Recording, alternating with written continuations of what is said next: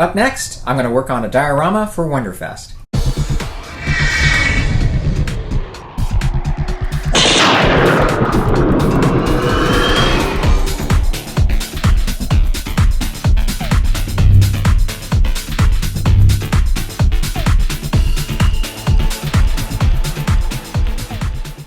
Well, hey guys, and welcome back to another Illustrator Modeler. Before I begin here, I want to thank you guys for all the kind comments you left regarding the Moonraker build. That really was a fun project to work on. I'm glad to see there was a lot of interest in it, so thanks again. Well, let's go ahead and move on now to another project that I have in mind for Wonderfest. This is going to be a diorama based on an animated series from 1980. Now, by that time, I had moved on from watching Saturday morning cartoons on a routine basis, but two animated series did catch my eye that year. One was Dungeons & Dragons, the other was Thundarr the Barbarian. So Thundarr the Barbarian, like many shows at the time, came on the heels of the sci-fi craze generated by Star Wars. In this show, a runaway planet causes all kinds of ecological disasters and havoc, leading to the demise of modern society. And as is described in the intro, 2,000 years later, Earth is reborn and a strange new world rises from the old that is one of savagery, super science, and sorcery. The series follows three heroes who are determined to fight the magical supervillains of this world and save the remnants of humankind wherever they could. So this project that we're going to work on now was designed by a guy who goes by Uel on CGTrader.com, and I've done a couple of projects designed by him already, including this one here, which is the Johnny Quest diorama that I did a couple years ago, as well as this figure here of I Dream a Genie from last year that I did for San Diego Comic-Con. And here's another one that I've worked on. These are figures from the animated series Dungeons & Dragons that he's designed. By the way, I want to mention real quickly here about that Dungeons & Dragons diorama. I had every intention on completing that and bringing it to Wonderfest, but what put the brakes on the project was the figure of Venger. Venger has these wings that ended up being a lot larger than I thought they were going to be at the scale that I printed this at. In hindsight, I probably should have printed everything a little bit smaller to make this whole thing a lot easier to transport. So I decided to stop the project here for now and try to figure out something else to do to make this, if I am going to bring this to Wonderfest, to make it easier to transport. So I have a couple ideas in mind which I'll fill you in closer we get to Wonderfest, if I'm going to bring this project to Wonderfest at all. Alright, well, let's go ahead and get started here with this project now. And as usual, I like to give you guys a look at the figures before I start painting them. So let's go ahead and take a look at the figures and the parts I have printed for the project. Okay, so here we have the three figures. Let's go ahead and take a look at Ookla first. So Ookla is what is known as a mock, and always reminded me of Chewbacca because he's a huge hairy creature that communicates in growls and grunts that both Thundarr and Ariel can understand. You can see Uel did a great job capturing the likeness of the character as you compare this figure to a screenshot from the show. And the paint scheme for him is pretty simple, amounting to various shades of browns for his fur, and black for his loincloth, boots, and other accents. And here's a fun fact for you. Apparently the name Ookla comes from the famous college initials UCLA. Alright, so here we have Thundarr himself, also a great sculpt with a good likeness. He will be painted with browns for his clothing and with lighter flesh tones. Now you can see a sun sword here, which I initially thought about printing with clear resin, which I may still do, but I really want to try to give it a try with just painting the sword first. Based on how it looks in the animated series, I think I can do a pretty decent job with my airbrush to replicate that look. And here we have Princess Ariel, again a great likeness. I'll be using a darker flesh tone for her, and her suit will be a light blue with yellow accents, and yellow will also be used for her boots. And next to her here is this piece which represents smoke from a spell she's casting. Okay, so here we now have the base, which comes in two halves, and my plan is to join the two pieces and fill in the gaps with Apoxie Sculpt putty. Now I should mention that there's one extra piece I decided not to print at this point. These are rocks that fit to the rear of the base. You can see the shot here from Uel's page, and I just didn't really think it added anything to the piece and only makes the footprint larger. I may reconsider as I go along here, but for now I think I'm going to omit them. And finally, here is the nameplate, which you can see he's done a great job, as he usually does, with replicating the look of the lettering and fonts. It looks just like the logo seen on the screen. Now I thought I'd give you a shot of the figures and the base together, and you can see that besides achieving strong likenesses, Uel is also very good with posing his figures, which I think is something else that sets him apart from other designers. Oftentimes I've seen figures whose poses look frozen and static, but he does a very good job with achieving natural and dynamic poses for all his designs and characters. Well, let's go ahead and start off with Ookla here, and I have the figure primed with a white primer. I chose white because since I'm going to be using browns, I figured the white would allow the colors to come out a little more vibrant. So the first thing I need to do is assemble the upper torso, at least put the arms into place. They do slide in pretty well with very minimal gaps, but there is a gap nonetheless. And I'm going to go ahead and use Apoxie Sculpt putty to fill in those gaps, because then I can use my sculpting tools to replicate the texture. So I begin by attaching the limb here with a little bit of super glue. So just some video here of me using the Apoxie Sculpt putty to cover this seam now. After mixing the two parts together, I just use my thumb here to smooth it out as much as possible. You just want to make it as natural or as seamless of a transition as you can. And nice thing about Apoxie Sculpt putty is you can use water to lengthen the amount of time that you can work with it. And then the next step is to use my sculpting tool to replicate the texture of the fur and try to use the existing lines and grooves of the piece as your guide.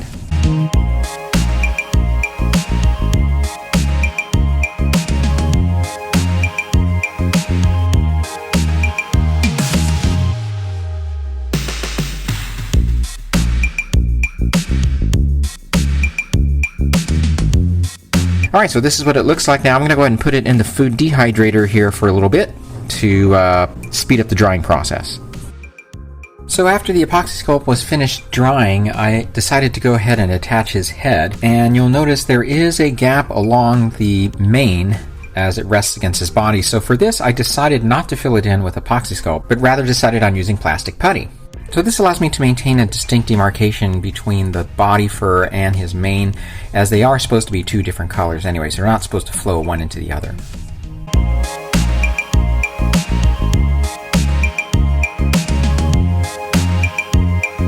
And lastly, I decided to paint over the areas of Apoxie Sculpt with just some thinned down white paint, and that way there shouldn't be any color differences or any differences in shade or tone as I apply the brown.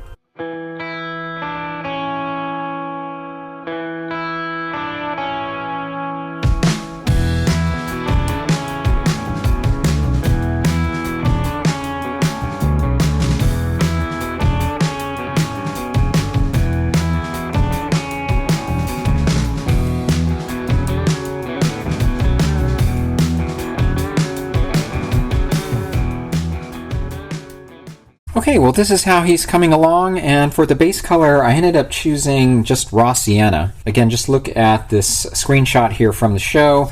He's kind of like this golden brown color, and I did try a couple of other colors including this one here, milk chocolate, but this was the one that seemed to match it the best. And for the shadows I ended up using some dark umber here, using my 0.2 airbrush from Galeri.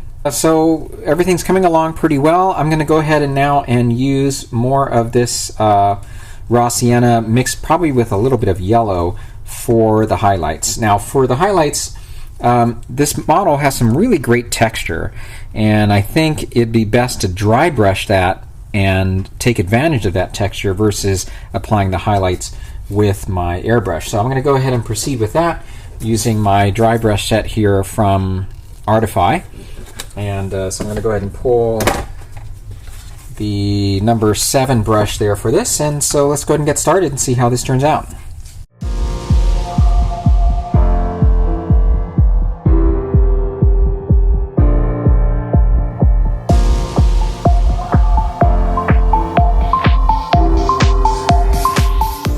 Alright, so I'm ready now to apply the yellow mane. I did spray on a coating here, a clear coat, just to protect the paint that I've already put on. And so for the mane, I'm going to be using this antique gold. I think that's a good match for what I see on screen. Since the head was attached and there are tight spaces all around, I chose to hand brush the mane.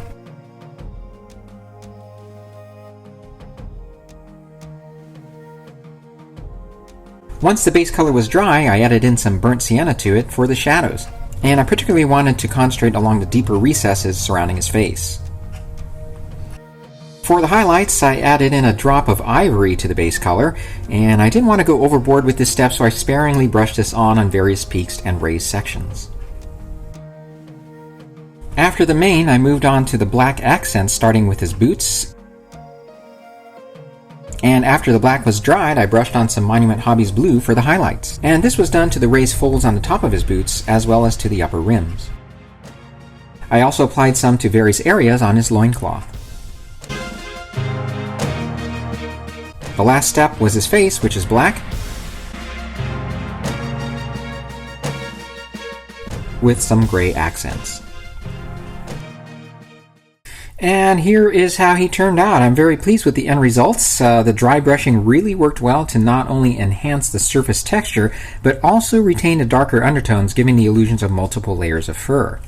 As for the base color, I have to admit at first I thought he was turning out a bit too orange, but as I applied more layers of that base color and added in the shadows and highlights, I think it all came together quite well.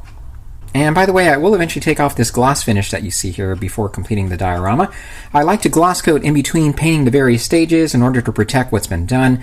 Mistakes, especially when painting with acrylics, can often be wiped away with water and a Q-tip when it's coated this way. Alright, let's go ahead and move on now to the Sorceress Ariel. Okay, so here we have all the pieces for the Ariel figure, and I have them all primed now with a gray primer, which I'm going to use instead of white for this. And I think what I'll do is start off with the main body here first. Now the challenge that we have here is the legs are attached to the body, so we're going to have to be careful with painting the suit. So I think what I'm going to do first is to go ahead and paint in the flesh tones, and then we'll move on to the suit. Well, instead of going with a light gray primer, I decided instead to use a light flesh tone primer from Res. This is something I've rarely used. I thought it'd be a good place to start for my flesh tones that I'm going to be using for this model. I'm going to be using this colored fawn here from Americana as my base color. And this is a color now that my friend Joe Hudson often uses now as a base for lighter skin tones. So this is how the fawn color looks without anything added to it. And it looks a little bland to me, so I'm going to shoot for a warmer color. And so I'm going to experiment with some other colors here, and I will show you what I come up with in just a moment. So I don't know if it's possible to tell in the video, but this is a bit warmer than it was before. So what I ended up adding was a drop of this stuff here. This is Creatix Transparent Brown.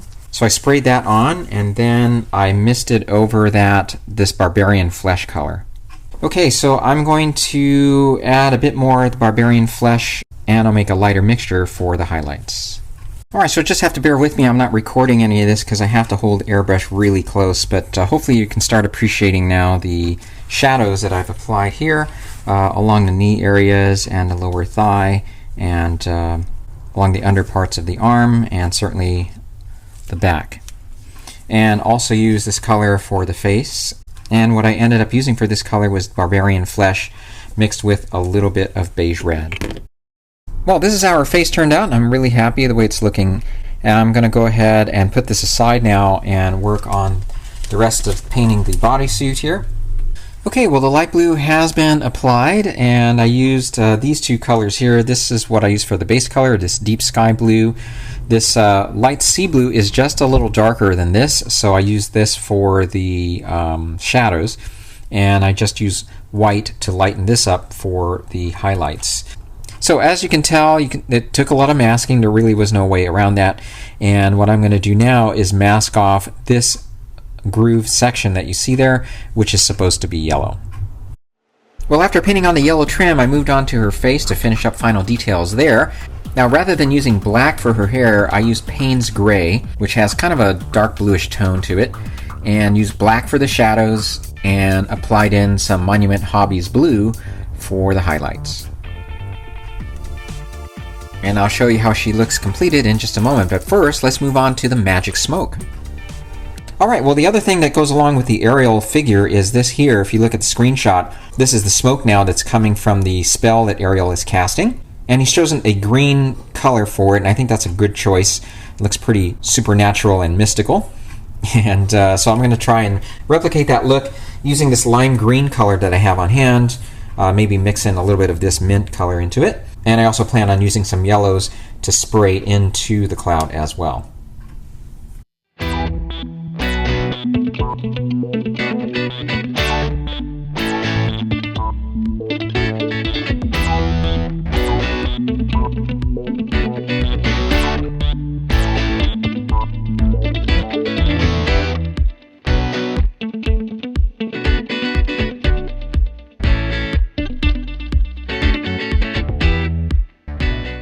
Okay, so here is Ariel completed now, and I'm very pleased with how she turned out. This is for sure an example where an airbrush is just so critical, at least for these types of projects for me. I'm lucky to have steady hands, but man, it would be quite a challenge to achieve the sharp line separating the various sections.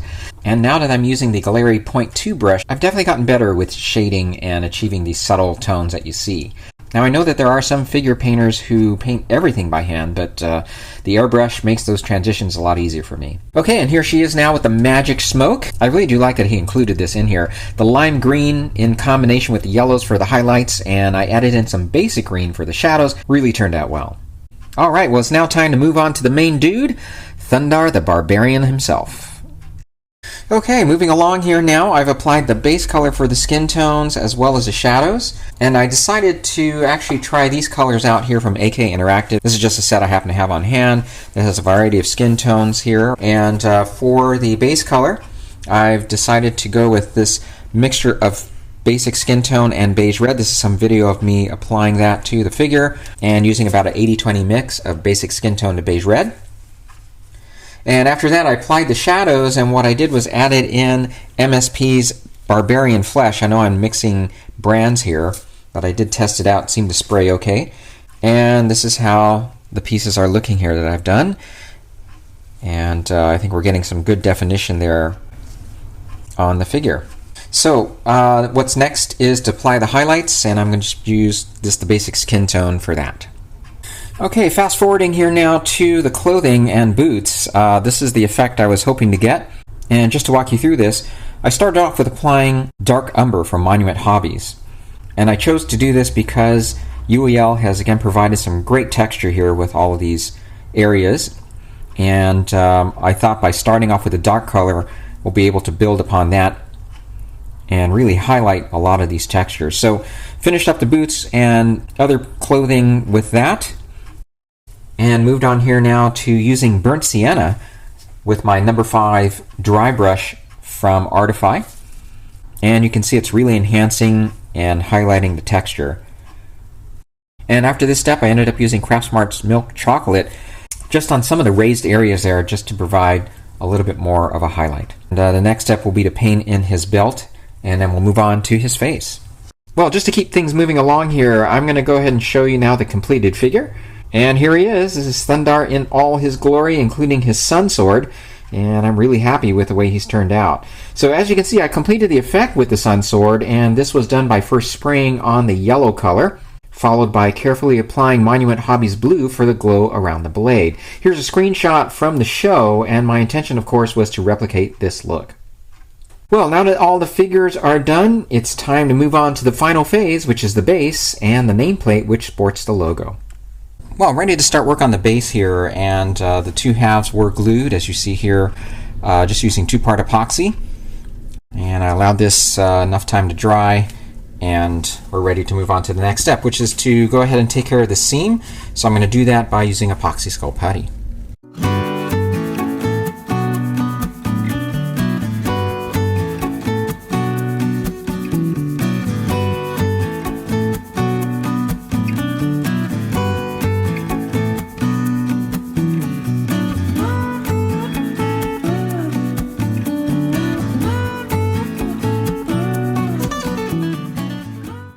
Well, this is how the base test turned out. After I was done sculpting, I placed it into the food dehydrator, and because I'm not working with very heavy layers of Apoxie Sculpt, this stuff hardened up within about an hour. So Apoxie Sculpt can take up to 24 hours to cure, particularly if you're working with heavy amounts of it. But that food dehydrator really does help to speed the process along here, especially if you're working in light layers like this. And as I've mentioned before, that dehydrator has really come to be a very helpful tool to have on hand. As you can see, I've decided to spray on some flat black. I thought this would be a good starting point as I brush on some browns and greens. This is a screenshot from CGTrader, and this is a rendering, of course, of what it's supposed to look like when it's completed. I do like the way he has a combination of greens and browns here, and so I'm going to be using this as a reference as I go along.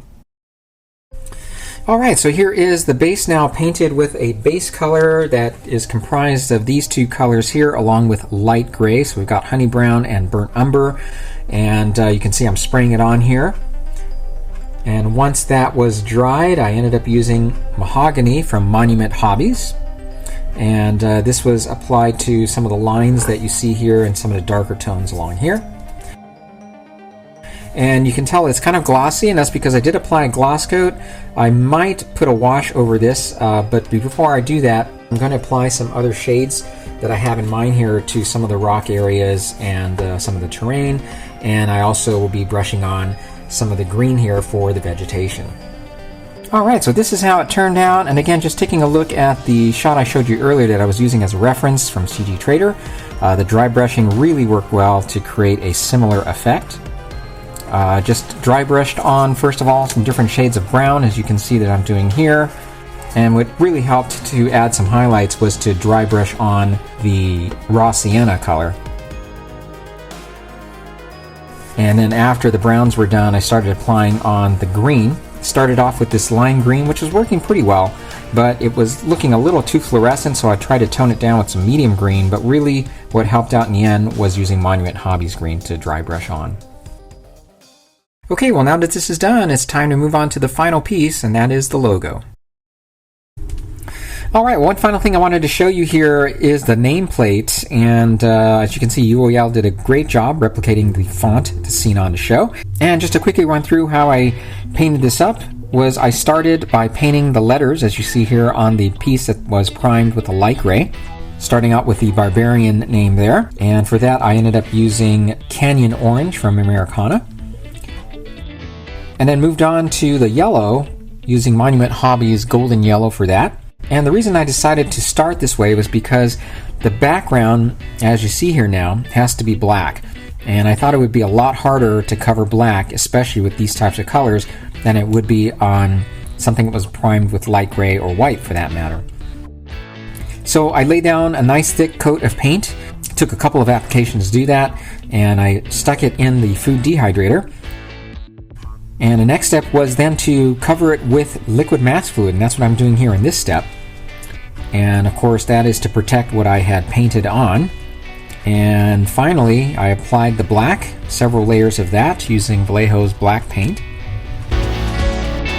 I then peeled off the liquid mask, which came off very easily. And with the exception of just some minor touch-ups, it worked great. And this is how it turned out. I did apply a gloss coat, and it's now ready to glue onto the base. So I'm going to go ahead and put everything together and show you the completed project in just a moment.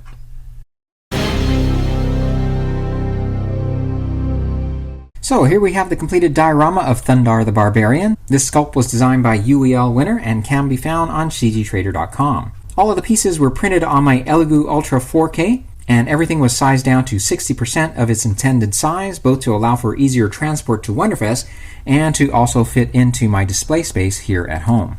The figures are nearly 6 inches in height. The base is 9 inches long, 6 inches wide, and about 1 3/4 inches high. This was an overall easy project to put together, and what I also do like about Uel's designs is I'm usually able to assemble the figures without major modifications, and that's not always the case with certain 3D printed projects. Well, let's do a quick review of the project. I started the build with Ookla the Mock, and I'm very pleased with the outcome. With only 5 parts, he was very easy to assemble, although there were some minor gaps where the arms attached to the main body. Apoxie Sculpt worked quite well to conceal them. Because of the type of texture incorporated into the design, I was able to achieve an illusion of layered fur by painting on various shades of brown and using dry brushing when applying the highlights. I have to say I just love the pose that Uel chose for Ookla, and his facial expression is right on the mark. My color choices for all the figures were based on screenshots from the show, which by the way I took some time to rewatch. As you know, the colors can vary as the animated cells were rendered, painted, and used, so I chose colors that mimicked what was seen most of the time on screen. For Ookla, that worked out to be raw sienna as the base color. The next figure I worked on was Ariel the Sorceress, and again, beautiful likeness of the character here as well. Now she's seen as having more of an olive complexion, and it took a little experimentation to arrive at the results that you see. One additional challenge for all of these figures was applying the shading for muscle definition, and with Ariel I wanted those to be visible yet more subtle. And I was pleased with what I was able to achieve with my Galeri 0.2 airbrush. I definitely feel it turned out better than if I attempted this by hand. And the final figure to work on was Thundarr himself, and I think he turned out well too. The sculpting and design of his clothing, boots, and sun sword appear just as they do on TV, and you just have to love his facial expression, which certainly does a great job projecting the "don't mess with me" in my sun sword look. The additional feature for him, of course, was his sun sword, and I'm happy that I chose to paint it.